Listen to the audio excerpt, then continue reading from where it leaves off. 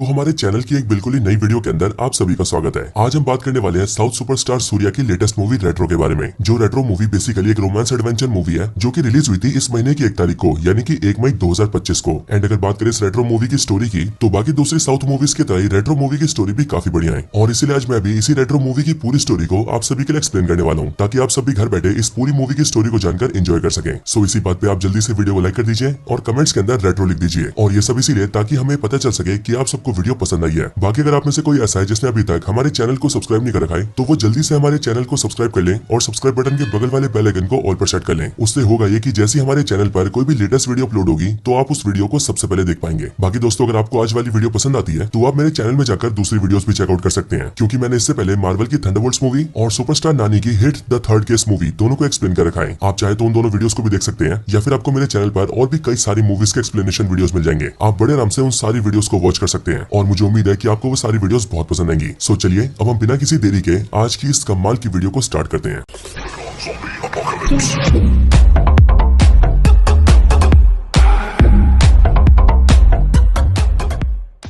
तो दोस्तों, इस मूवी की स्टार्टिंग होती है थोटुकुडी नाम के एक छोटे से गांव से, जिस गांव के अंदर थिलेगन नाम का एक गैंगस्टर रहता था। और ये थिलेगन गांव का काफी बड़ा गुंडा था, जिस वजह से गांव के सारे लोग इससे डरते थे। लेकिन दोस्तों, एक दिन थिलेगन के गांव में यानी कि थोटुकुडी के अंदर एक दुकान जल जाती है। और क्योंकि थिलेगन पूरे गाँव का राउडी होता है, इसीलिए वो उस दुकान में जाता है ताकि वो उस दुकान की हालत देख सके। लेकिन उस दुकान के अंदर पहुंचने के बाद थिलेगन और उसकी वाइफ संध्या ये देखते हैं कि उस दुकान के अंदर एक आदमी की लाश होती है, जो कि हादसे की वजह से मर चुका होता है। लेकिन इसके साथ ही वो दोनों वहाँ पर एक छोटे से बच्चे को भी देखते हैं, जिस बच्चे की उम्र 4 से 5 साल की होती है। उस बच्चे को देखकर थिलेगन और उसकी वाइफ संध्या को ऐसा लगता है कि शायद से मरने वाला उस बच्चे का फादर था। और अब क्योंकि वो बच्चा अनाथ हो चुका है, इसीलिए डॉन थिलेगन की वाइफ संध्या उसे अडॉप्ट कर लेती है, क्योंकि उन दोनों को पहले से कोई बच्चा नहीं होता है। अब अडॉप्ट करने के बाद वो लोग उस बच्चे का नाम पारी रखते हैं। और वैसे तो पारी की मदर यानी कि संध्या उससे बहुत प्यार करती है, लेकिन अब से जो पारी का फादर है यानी कि थिलेगन, वो अपने गोद लिए हुए बेटे यानी कि पारी से बिल्कुल भी प्यार नहीं करता है। लेकिन अब क्योंकि वो अपनी वाइफ संध्या से प्यार करता है, इसीलिए वो उसे बच्चा पालने से नहीं रोकता है। और दोस्तों, मैं आपको बता दूं कि ये जो पारी है वही बच्चा आगे चलकर मूवी का मेन हीरो सूर्या बनने वाला है। अब दोस्तों, ये जो बच्चा होता है यानी कि पारी, इसको लेकर कुछ अजीब चीजें होती है। जैसे की सबसे पहले तो इसके पेट पर एक त्रिशूल का निशान होता है, और दूसरा ये कि ये पारी कभी भी हंसता नहीं है। अब पारी की जो मदर होती है यानी कि संध्या, वो उसके पेट के त्रिशूल के निशान को तो इग्नोर करती है, लेकिन उसे इस बात की बहुत चिंता होती है कि पारी कभी हंसता नहीं है। और इसीलिए वो इस बात की बहुत ट्राई करती है कि वो किसी भी तरीके से पारी को हंसा सके। लेकिन पारी अपने बचपन में कभी भी हंसता ही नहीं है। अब इसके आगे जो पारी होता है वो स्कूल जाना स्टार्ट करता है, लेकिन पारी बहुत ज्यादा वायलेंट होता है और वो बाकी बच्चों को बहुत बुरी तरह से पीटता है। और इसी वजह से पारी को स्कूल से निकाल दिया जाता है, जिसके बाद पारी के वायलेंट नेचर की वजह से उसकी मदर संध्या पारी को जूडो और कराटे सिखाती है, जिसके बाद पारी लड़ाई करने में बहुत ज्यादा एक्सपर्ट हो जाता है। और संध्या ने पारी को कराटे इसलिए सिखाए होते हैं क्योंकि पारी को ये सब करने में बहुत अच्छा लगता है, और इसीलिए पारी को जो भी करना अच्छा लगता है संध्या उसे हमेशा वो करने देती है। अब इसके बाद पारी की उम्र कुछ बड़ी होती है और पारी 10-12 साल का हो जाता है। लेकिन इसी टाइम पर पारी की मदर संध्या को एक बहुत ही बड़ी बीमारी हो जाती है, जिस वजह से वो देखते देखते मरने लगती है। लेकिन एक दिन मरने से पहले वो अपने बेटे पारी को बुलाती है, और वो जाने से पहले पारी को सच बता देती है कि वो उसके असली माता पिता नहीं है, लेकिन हमने हमेशा ही तुम्हें अपना असली बेटा माना है। इसके साथ ही वो पारी से ये भी कहती है कि मेरे पति यानी कि तुम्हारे फादर ऐसा दिखाते हैं कि वो तुमसे प्यार नहीं करते, लेकिन मैं जानती हूँ कि वो तुमसे प्यार करते हैं, और इसलिए मैं चाहती हूँ कि मेरे जाने के बाद तुम अपने पिता का ध्यान रखना। अब इसके बाद ही पारी की मदर संध्या की मौत हो जाती है, जिस वजह से पारी और उसका पिता थिलेगन संध्या का अंतिम संस्कार करने के लिए सीधा काशी आते हैं और वहाँ पर आकर उसका अंतिम संस्कार कर देते हैं। अब यहाँ पर पारी बहुत ज्यादा उदास होता है, और इसीलिए पारी की उम्र की एक लड़की उसे देखती है और वो सीधा आकर पारी के पास बैठती है, और वो वहाँ आकर सीधा पारी से बातचीत करना स्टार्ट करती है। वो बताती है कि उसका नाम रुक्मिणी है और आज के दिन वो भी अपने फादर का अंतिम संस्कार करने आई है। अब यहाँ पर जब वो पारी से बातचीत करती है तब पारी को वो काफी अच्छी लगती है, लेकिन फिर यहाँ से बातचीत करने के बाद पारी अपने फादर थिलेगन के साथ वहाँ से वापस चला जाता है। लेकिन जैसे ही पारी और उसका फादर थिलेगन ट्रेन से अपने गाँव पहुंचते हैं, तब वहाँ पर ही कई सारे गुंडे पारी के फादर पर अटैक कर देते हैं। और ये सब वो लोग होते हैं जो कि पारी के फादर के गांव के राउडी बनने के खिलाफ होते हैं, और इसीलिए वो लोग पारी के फादर को मारकर खुद राउडी बनना चाहते थे। लेकिन जब यहाँ पर ये गुंडे थिलेगन पर अटैक करते हैं, तब पारी अपने फादर थिलेगन को बचाता है और वो बारी बारी करके सारे गुंडों को पीट देता है। अब पारी को लड़ता हुआ देखकर थिलेगन उससे बहुत ज्यादा इंप्रेस हो जाता है, क्योंकि जाहिर है थिलेगन भी गुंडा ही है, जिस वजह से उसे ऐसा वायलेंस करने वाला बेटा बहुत पसंद आता है। और फिर इसलिए उस दिन के बाद से वो पारी को एक्सेप्ट करता है एंड पारी को अपना बेटा मानकर बहुत खुश रहने लगता है। लेकिन आगे चलकर पारी का फादर थिलेगन दूसरी शादी भी करता है, और दूसरी शादी करके भी उसे एक बेटा होता है। लेकिन अब इसके बाद धीरे धीरे करके समय बीतने लगता है, लेकिन टाइम के बीतने के साथ ही पारी का गुस्सा और ज्यादा बढ़ता जाता है, और वो जिससे भी लड़ता है वो उसे बहुत बुरी तरह से मारा करता है। लेकिन अब इसके बाद कई साल बीत जाते हैं और पारी जवान हो जाता है। बट फिर इसी टाइम पर सीन शिफ्ट होता है और हम सीधा अफ्रीका का सीन देखते हैं। अब अफ्रीका के अंदर एक ट्रेन ट्रैक पर एक ट्रेन आकर रुकती है, जो ट्रेन बेसिकली एक मालगाड़ी होती है। लेकिन इस मालगाड़ी के रुकते ही वहाँ पर बहुत सारे अफ्रीकन माफिया आते हैं और वो उस ट्रेन के कंटेनर को ओपन करते हैं। अब असल में इस ट्रेन के कंटेनर के अंदर इन अफ्रीकन माफिया के लिए एक बहुत ही बड़ा प्रोजेक्ट आया हुआ था, और उन्होंने उस पूरे माल का नाम गोल्डफिश रखा था। और इसके अंदर बेसिकली बेसिकली कंटेनर भर के बजूका गन्स आनी थी, जिनका इस्तेमाल ये अफ्रीकन माफिया करने वाले थे। लेकिन ये अफ्रीकन माफिया जैसे इस कंटेनर को ओपन करते हैं वैसे वो लोग देखते हैं कि उसके अंदर कोई बजूका गन्स नहीं बल्कि सूखी हुई मछलियां हैं, और इसीलिए इसका मतलब यही था कि किसी ने उन्हें धोखा दिया है और उसने रास्ते में उनका माल बदल दिया है। अब एक्चुअली में अफ्रीकन माफिया से इस माल को इंडिया से मंगवाया होता है और इसीलिए वो जल्दी से इंडिया में कॉन्टेक्ट करते हैं। अब इसके बाद सीन शिफ्ट होता है और हम फिर से इंडिया में पारी को देखते हैं। हमें पता लगता है कि पारी बहुत ही बड़ा गैंगस्टर बन चुका है, इतना बड़ा गैंगस्टर कि अब उसका नाम उसके फादर थिलेगन से भी ज्यादा बड़ा हो चुका है। लेकिन आज के दिन अचानक से पारी सारे गुंडों को बुलाता है और वो सबके सामने अनाउंस करता है कि आज से वो इन गुंडागर्दी को छोड़ने वाला है और अब से वो यहाँ से बहुत दूर भी जाने वाला है, क्योंकि आज के दिन उसकी शादी होने वाली है, वो भी रुक्मणी से, और रुक्मणी से शादी करके वो बहुत दूर चला जाएगा। और ये सब इसीलिए क्योंकि उसकी वाइफ रुक्मणी को लड़ाई झगड़ा पसंद नहीं है एंड उसने अपनी वाइफ रुक्मणी से वादा किया है कि अब शादी के बाद से वो कभी भी लड़ाई झगड़ा नहीं करेगा। अब दोस्तों इसके बाद ही हमें पता लगता है कि रुक्मणी और कोई नहीं बल्कि वही लड़की है जो कि पारी से बचपन में मिली थी, और इस रुक्मणी को मूवी के अंदर प्ले किया है पूजा हेगड़े ने। अब दोस्तों हम ये देखते हैं कि जब पारी सारे गुंडों के सामने इस बात को अनाउंस करता है तब सभी लोग पारी की बात मान लेते हैं, क्योंकि एज ऑफ कोर्स सबको पारी से डर लगता है, और अब क्योंकि पारी सब चीजों से दूर जा रहा है इसीलिए ये सबके भले की बात है। अब दोस्तों इसके बाद हमें पारी और रुक्मणी की लव लाइफ दिखती है, जिसमें कि हम ये देखते हैं कि पारी और रुक्मणी बचपन में मिलने के बाद बहुत सालों बाद जवान होकर मिले थे, लेकिन सालों बाद भी जब वो दोनों एक दूसरे से अचानक मिले तब उस टाइम पर रुक्मणी ने पारी को पहचान लिया, जिसके बाद वो दोनों करीब आते गए और उन दोनों में प्यार हो गया, और इसीलिए आज के दिन वो दोनों शादी करने वाले हैं। अब इसके बाद रात हो जाती है और रात होते हम ये देखते हैं कि पारी और रुक्मणी की शादी स्टार्ट होती है, लेकिन शादी के स्टार्ट होने से पहले वहाँ पर पारी का फादर थिलेगन आता है और वो पारी को साइड में ले जाकर उससे पूछता है कि जो माल उसने अफ्रीका के अंदर भेजा था यानी कि गोल्ड फिश वाला माल, वो पूरा माल किसने गायब कर दिया है, और इसलिए मैं जानना चाहता हूँ कि आखिरकार वो माल कहाँ पर गया है। और असल में थिलेगन पारी से ऐसा इसलिए पूछता है क्योंकि थिलेगन को शक होता है कि उस गोल्ड फिश वाले माल को बदलने के पीछे यानी कि सारी बजूका गन्स को बदलकर वहाँ पर सूखी मछली रखने के पीछे पारी का हाथ है। अब इस सवाल के पूछे जाने पर पारी अपने फादर थिलेगन से कहता है कि आप बिल्कुल सही है, वो पूरा गोल्ड फिश वाला माल मेरे पास ही है, लेकिन वो कहाँ पर है मैं इस बारे में आपको नहीं बताऊंगा। अब इसके बाद ये बात जानकारी थिलेगन और पारी के बीच बहस हो जाती है, जिसके बाद थिलेगन अपने साथ जितने भी गुंडे लाया होता है वो उन सभी को पारी पर छोड़ देता है, जिसके बाद पारी अकेला ही उन सारे गुंडों को बीट कर देता है। लेकिन ये सब देखकर थिलेगन को बहुत ज्यादा गुस्सा आता है और इसलिए वो एक चाकू उठाता है एंड वो सीधा पारी की होने वाली वाइफ रुक्मणी के पास जाता है और वो पारी को धमकी देता है कि वो रुक्मणी को मार देगा। लेकिन थिलेगन के ऐसा कुछ करने से पहले ही पारी उसके हाथ से चाकू लेता है और वो थिलेगन के चाकू से ही उसी का एक हाथ काट देता है। लेकिन अपने सामने इतना ज्यादा खून खराबा करने की वजह से